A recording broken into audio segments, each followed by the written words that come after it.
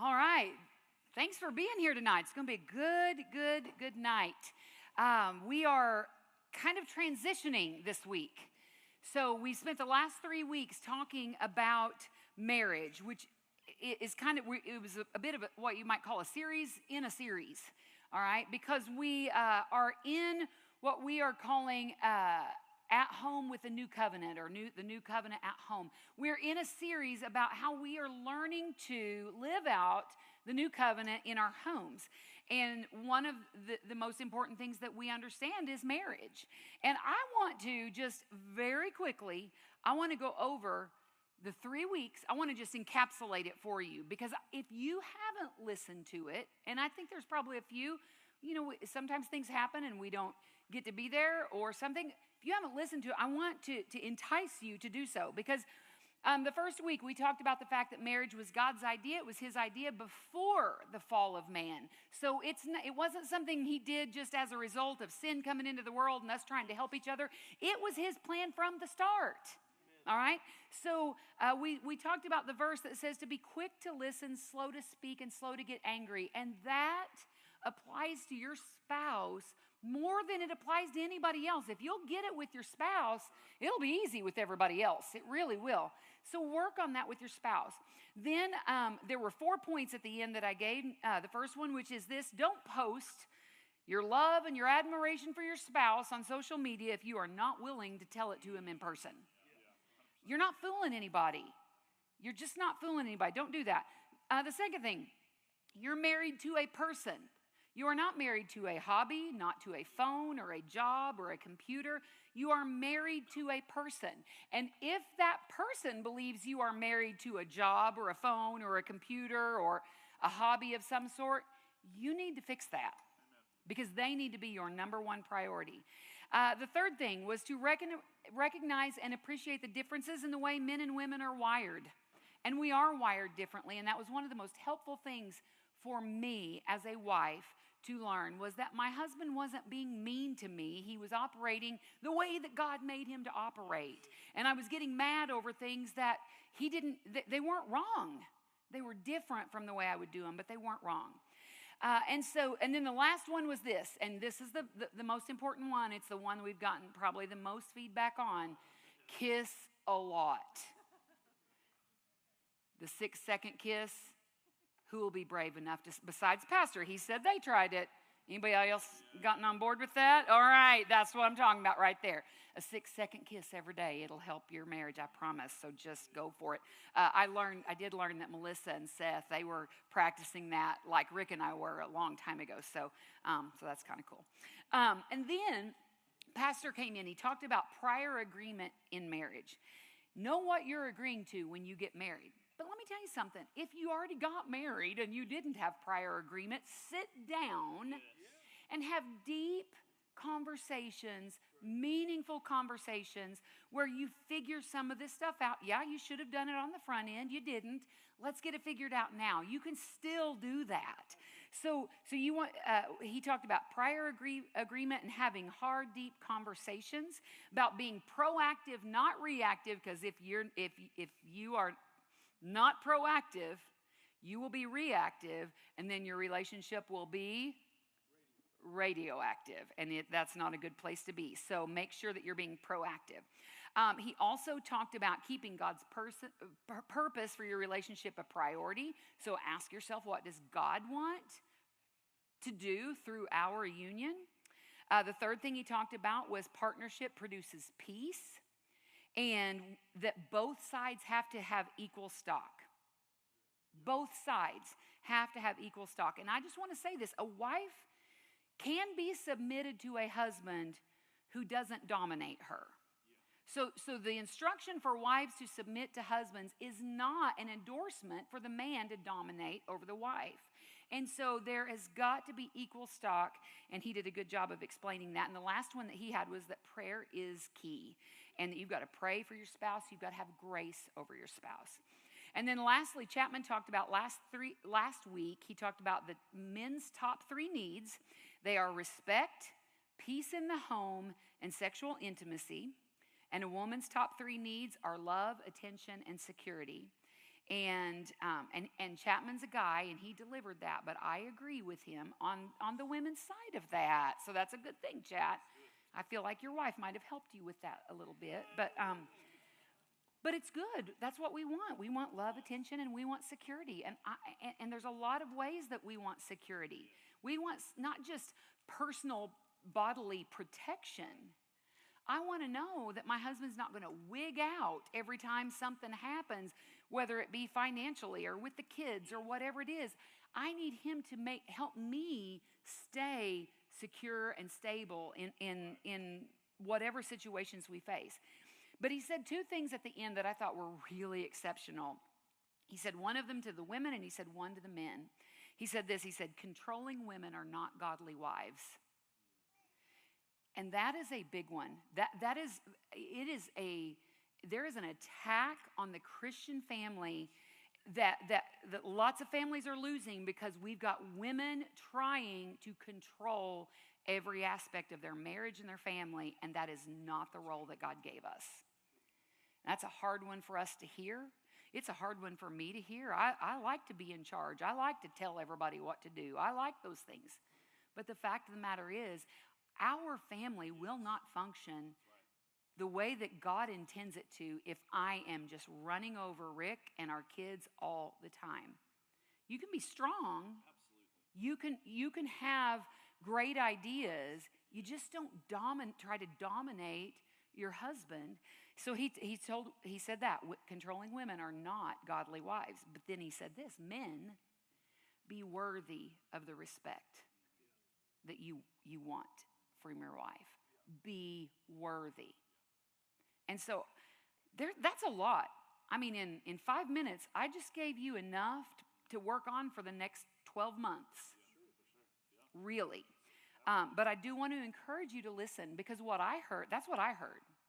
And you may have heard something different, or the Lord may use one of those messages to speak something into your heart that's very specific for you.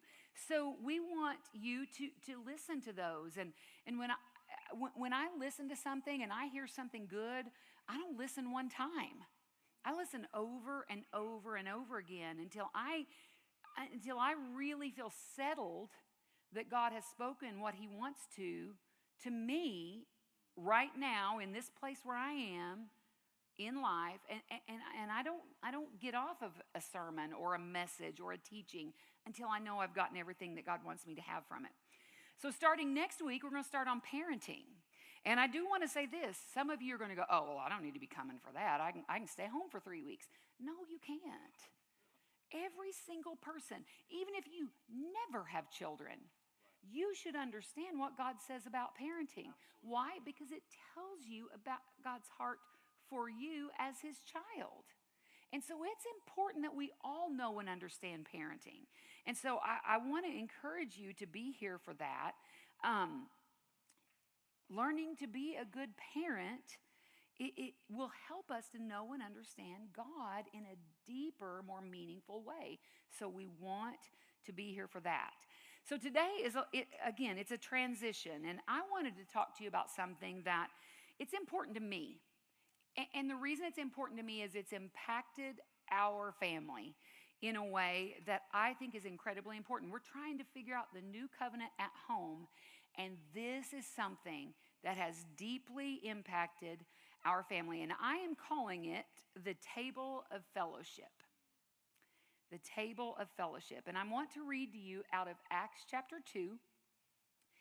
And we're going to read verses 42 and 43, and then we're going to jump to 46. But I want to give you some context. This is taking place right after Pentecost, right after the Holy Spirit has come and descended, come to the earth. And if you remember, the people, the 120 were waiting, like Jesus had told them to do, waiting for the Holy Spirit to come. He comes, and if you remember, they saw tongues of fire resting on the people in the room, and they began to speak in other tongues. And there was great wind and fire and speaking in tongues. And you can imagine that created quite a noise.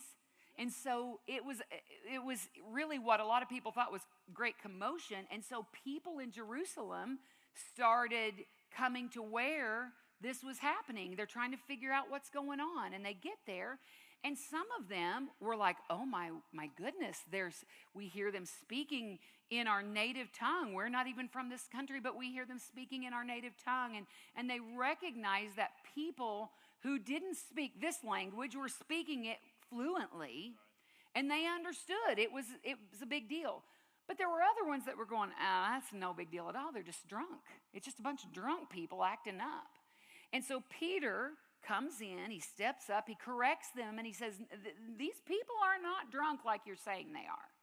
And then he begins to very methodically present the gospel message to this group of Jews. And it tells us at the end of that 3,000 people were added to the church on that day. So there were 120 right here. Now that doesn't mean there weren't some other believers elsewhere, but this is what we had right here, 120, and we went from 120 to 3,120, like that. And that's where we're going to pick up right here in Acts chapter 2. Starting in verse 42, it says, all the believers devoted themselves to the apostles' teaching. This is talking about all these new believers, these 3,000 people and the 120. They all believers devoted themselves to the apostles' teaching and to fellowship and to sharing in meals, including the Lord's Supper, and to prayer. It says in 43, a deep sense of awe came over them all, and the apostles performed many miraculous signs and wonders. And skipping to 46, it says they worshiped together at the temple each day, met in homes for the Lord's Supper, and shared their meals with great joy and generosity, all the while praising God and enjoying the goodwill of the people. And each day the Lord added to their fellowship those who were being saved. This, y'all, is the new covenant church. This is we want to know how to do the new covenant, how to live it and walk it out. That's it. It's a picture of what the new covenant church looked like in its infancy. And we say, well, yeah, but things are way different. Well, let me just tell you what that church did in its infancy. Yeah. Over a couple thousand years, millions upon millions upon millions of people have come to know Christ. Yes. Because of that church. That's right. And that's what we want. Yes. So what did they do? Well, they did 4 things. They devoted themselves to teaching, to fellowship, to sharing in meals, and to prayer. That's what the new covenant church does. Well, here's the deal. You're here. You've devoted yourself to teaching. Praise God for that. And you, I would venture to say that you all pray. Most people who are this committed aren't going through life without praying. But there's two things sandwiched in between the teaching, being devoted to teaching and being devoted to prayer, that I want to talk about tonight. And that's fellowship and sharing in meals. In fellowship, I want you to hear this. The biblical definition of what it means to have fellowship means that you have an intimate bond that unites. And sharing in meals means exactly what it sounds like. You eat together. So, in eating together, these new converts to Christianity developed an intimate bond that united them. A relationship with each other that united them because they prioritized teaching, fellowship, food, and prayer.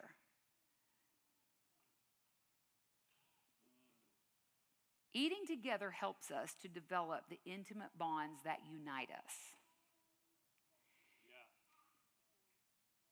I want to say that again. Eating together helps us to develop the intimate bonds that unite us. That's why we believe life groups are so important. Most of you in this room that I know well, and it's a lot of you, I've gotten to know you over a meal. And oftentimes it was at a life group or it was sitting out there. And maybe it's not a meal, but it's a donut and a cup of coffee on a Sunday morning, but it's sitting down together, eating together, that helps us to develop intimate bonds with each other. At school, we supervisors, no, we don't always do it. We have days where each of us will go sit at a table with kids. You know what we're doing? We're developing intimate bonds with those kids. But we oftentimes are seated at a table together. You know why? Because we need to develop an intimate friendship, an intimate relationship with one another if we are going to be effective as a teaching team at the school.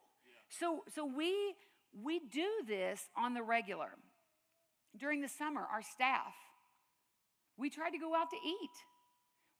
It's the only time of year when we can all kind of have enough time.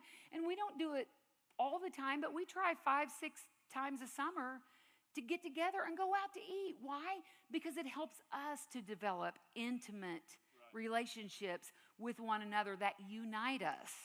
And so it's important that we share meals because it helps to bind us together. Now, Chapman talked a few weeks ago about our homes being our first area of ministry. And this is a concept that I really would love to see the families in this church get a hold of. And here's why. Because I've watched it, and if you've been in church any amount of time, you have seen this, that too many families, and it's the motive behind it is good. So don't hear that I'm condemning anyone.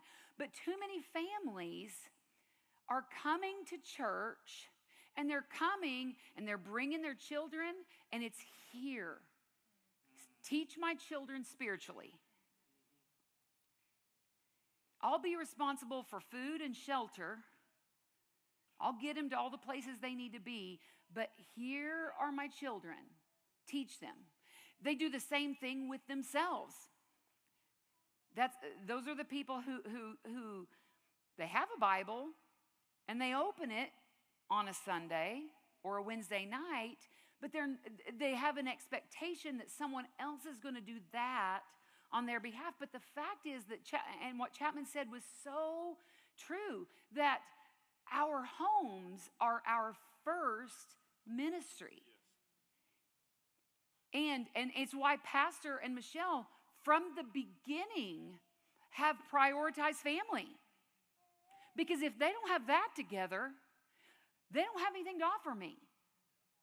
And if Rick and I don't have our act together, we don't have anything to offer you. And so it's important that you take care of first things first, and your first ministry is in your home. But our homes should be really just a micro version of the church. Right. Our home should be a micro version of the church.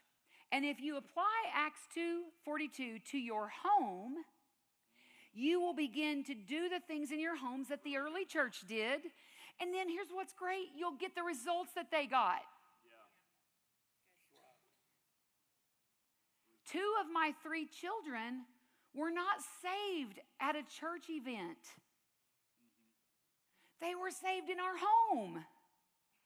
Why? Because I didn't consider it to be someone else's responsibility to share the gospel with them. And I didn't consider it to be someone else's responsibility to get them saved. It's mine. So if you will begin to do the things in your home that the Acts chapter 2, verse 42 church did, you'll start getting the Acts chapter 2, verse 43 results, which is what we want. And we'll get to that in just a minute. But we want to lead our homes well. I don't think there's any person who calls themselves a Christian who would be satisfied with going, I really don't care how I lead my home. But we just haven't been taught. So I want you to know, if I talk about some things tonight and you go, well, I didn't do that, or it's too late for me to do that, it's never too late for you to begin to implement something, at least to some degree. And God will honor you as you do that.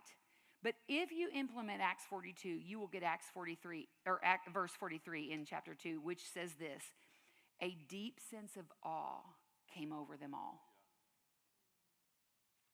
Was it? I mean, they're eating together, they're learning together. Is it an awe for the food? Is it an awe for the friendships they've cultivated? No. A deep sense of awe and reverence came over them for the Lord. It grew the love that they had and the respect and the honor that they held in their hearts. It grew that exponentially, not because of anything except sitting at a table with other believers and having conversation and glorifying God with what they had to say and bragging on what God has done in their lives and growing in this horizontal relationship grew their vertical relationship. And it's incredibly important that we understand that we want homes that honor and revere God.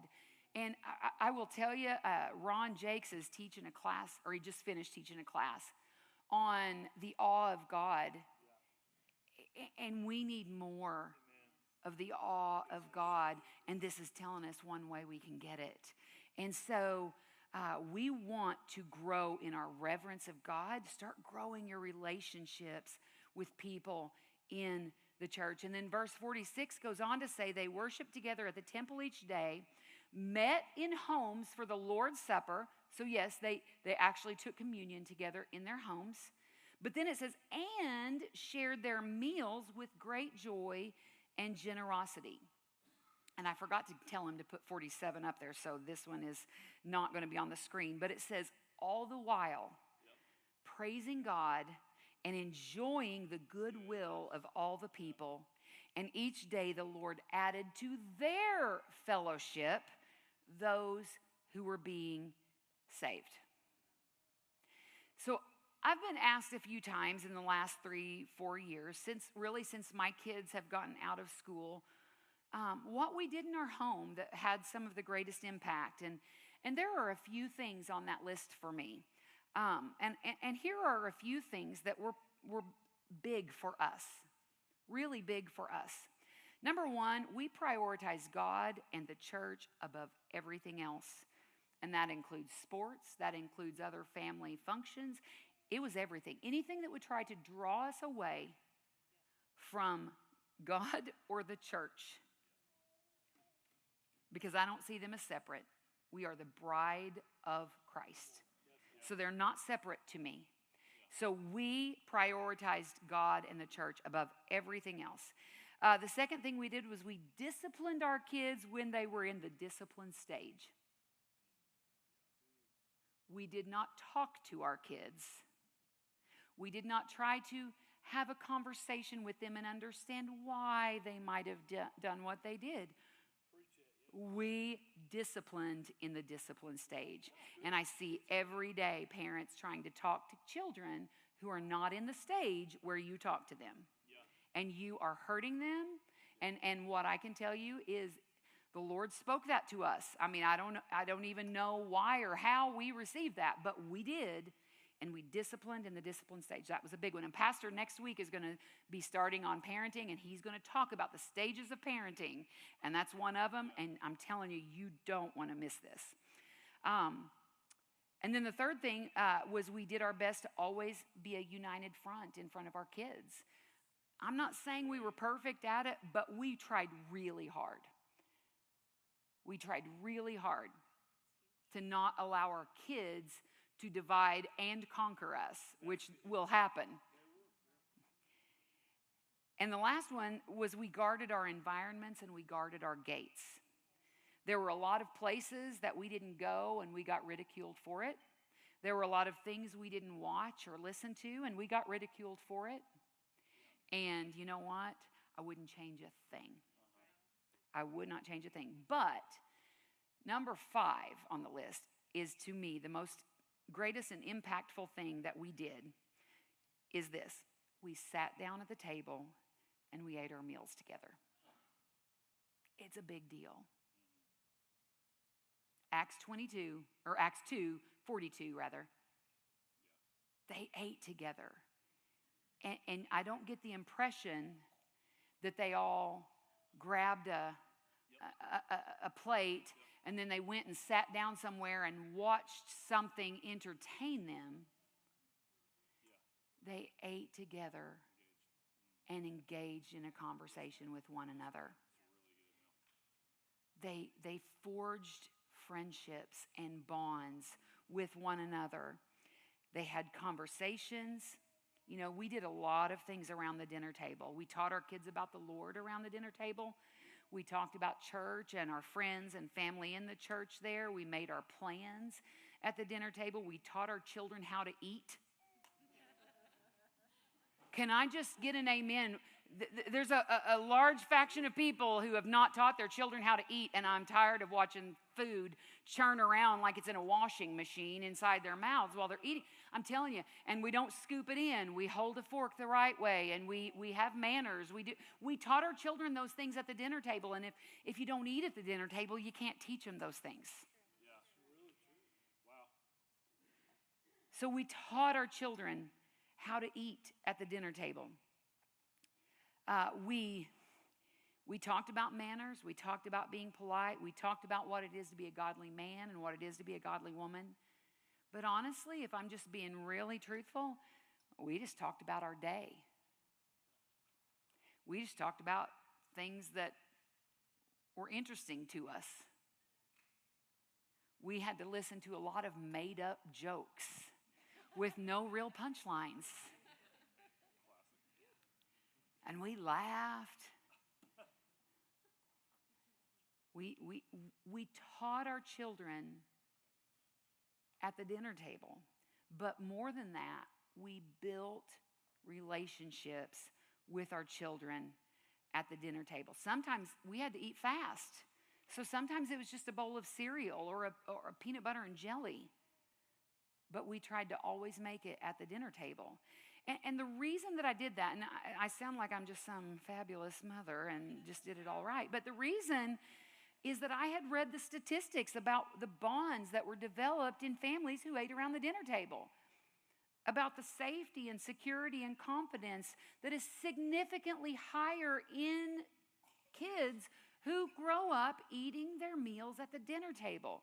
And that was a big deal to me. I wanted my kids to feel safe and secure and confident.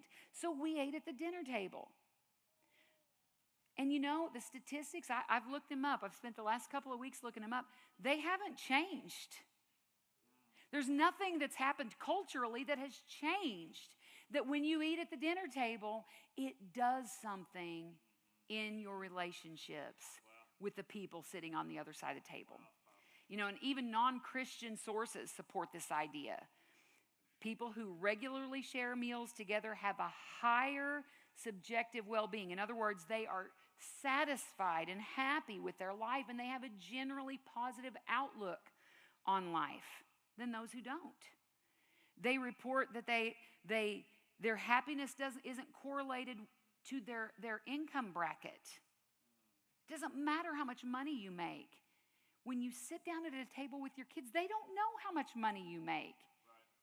They don't know that there's more than just hot dogs if that's what you've served for the last 14 days. They don't know that.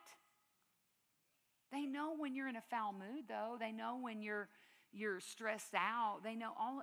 Sit down and chill and just build a relationship with your kids. Kids in the 6th through 12th grades. And again, this is not even a Christian source. All right? But kids in the 6th through 12th grades are significantly less likely to use alcohol, tobacco, or drugs. They are less likely to be sexually active. They have a lower risk of suicide. They have fewer problems in school and are higher, much higher in their academic achievements. They're more engaged in school. They have less mental health problems and less social disorders, and they are physically healthy. Wow. Are those things we want for our kids? Man. It's a big deal. Huge. Wow. So I didn't start out doing this with our family because it was biblical. I started out doing it because I just wanted confident, secure kids. I wanted prosperous kids. I wanted them to do well in life. I wanted a strong family that produced strong individuals. So I didn't know it was biblical. It just seemed like common sense to me. It was what my parents did. So I did it because they did it. Well, there are some things that I did because they did that were good, and some things I did that because they did it and they weren't good. But the Lord had great grace over me in this area. So it really wasn't, by the time we had children, it wasn't the norm. You know what the norm is? Here's a bowl of cereal, go sit in front of the TV and watch a cartoon. Or here's your tablet, go sit down, be quiet, and eat your food. We had devices back then, and we used them. But 2 to 3 times a day, we stopped everything and we went to the dinner table and we sat down together. We looked each other in the eye and we had conversation. And those relationships were built. A family was built. A life was built. And a micro version of the church was built at 185 Countryside Lane. That's the goal.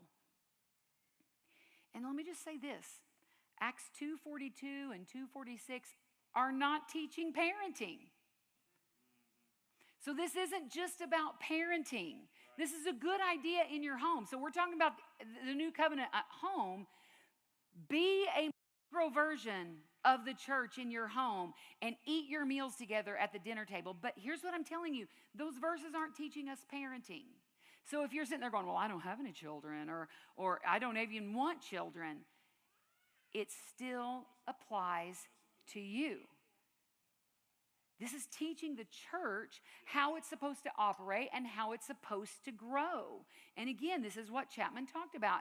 Our ministries start in our homes. And you don't have to have children. You don't even have to have a spouse. You can be a single person and still learn and do what Acts 2 tells you to do in your home. It's teaching us how to build intimate bonds that will unite us as a local body of believers. And in this particular scripture, Strong's Concordance describes fellowship in this way. It says it's an intimate bond which unites Christians absolutely. I want to be bound to each and every one of you absolutely. I'm not satisfied with this casual, well, if it works out. No. We are a family. Families have problems sometimes. They don't agree on everything sometimes. But try as you may, you can't make them not your family. So I don't want one of you to not be our family anymore. We've got to learn to apply this to our own homes regardless of who's living in that house. Whether it's me by myself, whether I'm a single mom raising kids or a single dad raising kids, or I am a husband and wife family that have a bunch of kids, or you're like me and Rick where we had them but they're gone, except for Ben. But we like that, so that's not a criticism. But it applies. The New Covenant Church developed deep and meaningful relationships with each other, and they did it over the table as they shared meals together. So that's what we need to do. We build the church in our homes first by sharing meals with the people in our homes. But we don't stop there. We also build the church by doing what verse 46 says. We invite people into our homes and share meals with them. Yeah. And what do we do over the table while we're eating? We build friendships, we strengthen our relationships, and we grow the church. It says they shared their meals with great joy and generosity, all the while praising God and enjoying the goodwill of all the people. And let me just, this is a cultural thing, but let me just say this. It counts if you take someone out to dinner. It counts.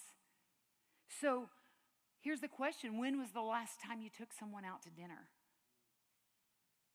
When was the last time you had someone into your home from the church? How have you helped grow the church by intentionally growing your relationship with the people in it? See, inviting someone to church is great, but what if you invited them into your house first? What if that person that you've been going, man, I wish they would come to church. Man, I wish they would come to church. Man, I wish they would come to church. What if you walked up to him and said, hey, would you come over to the house and have dinner with us? What if we started with that? What if they got to come into your home and see what a peaceful, godly home looked like? You think they might want to try coming to church? Hey, you know where we learned to do this? At church. If we all begin to see our homes not just as a place where we keep all our stuff, where we take our showers, we watch a little bit of TV, and then we sleep, if we would see them as a refuge for hurting people who need the gospel of Jesus Christ, and we would bring people into that place, and we would cultivate relationships showing kindness and hospitality and sharing meals with great joy and generosity while we praise God in their presence, what in the world would happen then? What if we did that? What if we did that? What would happen? We don't even have to ask that question because we know. The Word tells us what would happen. We got a biblical example of what happened when the early church did it. It says that every day the Lord added to their fellowship those who were being saved.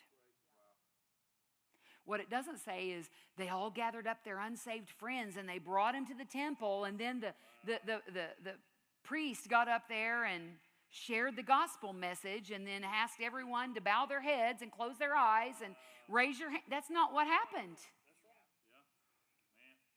See, we're all trying to make heaven crowded, right? Isn't that the latest lingo about what we're all trying to do? Well, I'm all for it. That's good lingo. I'm not saying it's bad. We want to make heaven crowded. But we got to do our part. So we got to invite someone over. Yeah. We got to fix them a meal or buy them one. We got to talk to them, and that's where it all starts. Verse 42 says, all the believers. Are you a believer? If you're a believer, it applies to you. All the believers. Moms, dads, husbands, wives, married people, single people, old people, young people, introverted people, extroverted people. It doesn't matter. All of us are called to make disciples, right? This is a great way to do it. And in my opinion, one of the easier ways to do it. I get it. Some people just enjoy solitude, but you're not excused from having fellowship with other believers. And it's not on all of them to make it happen for you. Some of you guys go out to eat all the time with all kinds of people. But you're not really very good at sitting down in your own home across the table from your own family and cultivating those relationships. You're not excused. You don't have to have a spouse.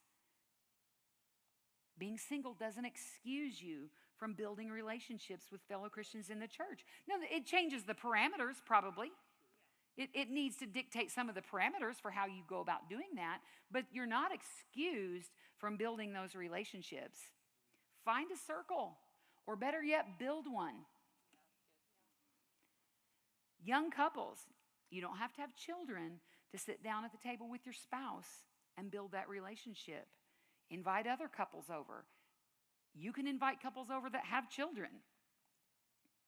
We don't have to match up perfectly for this to work. We don't read that that's how they did it.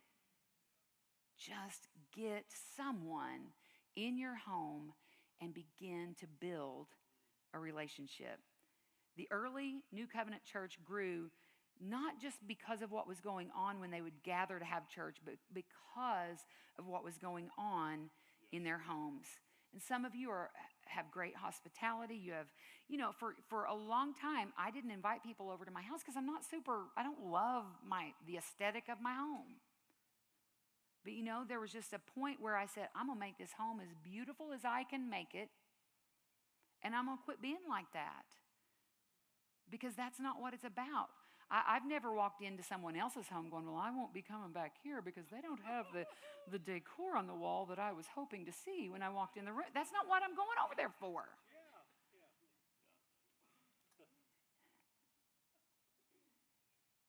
So here's the question.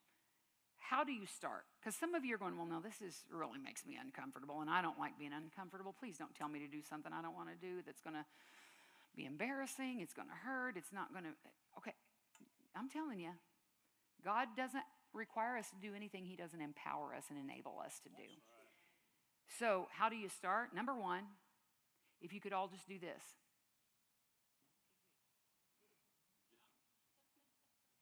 Look around. Look around the room. Find somebody. Find a family that you want to invite over to your home. Find a circle of people. Find a single person, one person that you think, I wouldn't mind being friends with them. And invite them in to your home. And let me just say this, don't give up easy. Because the enemy does not want us to build relationships with one another. The enemy doesn't want us to grow deep and meaningful friendships within the church because he knows what happens when we do. Right. So there's going to be a million reasons why it won't work out with that one person you thought you might be able to handle having a meal with. Don't give up easily. So, number one, look around. Number two, invite them in and invite someone over and don't give up easy. And again, it can be inviting them to McAllister's for lunch after church on Sunday. It doesn't have to be anything grand. Number three, provide the food. If you invite them to lunch, you either cook for them or you pay for it. But it'll be worth every penny you spend, I promise. If they come to your house, it doesn't matter. The food is secondary. You can grill steaks or you can roast hot dogs. It does not matter. Number four, pray together over that food. Maybe you're not real good at talking about the Lord and not real comfortable with that yet, and that's okay. Start with just saying, God, thank you for this food. Help it to nourish us and help us to have a good day today. In Jesus' name. That's how easy it is. But pray over that food together. Start there. And the last one is this: sit at the table and talk. Guard your conversation. Pick someone that you know will participate in a godly conversation with you. Honestly, be prepared with some things that you, ahead of time, that you know you can talk about. Some people really struggle with conversation.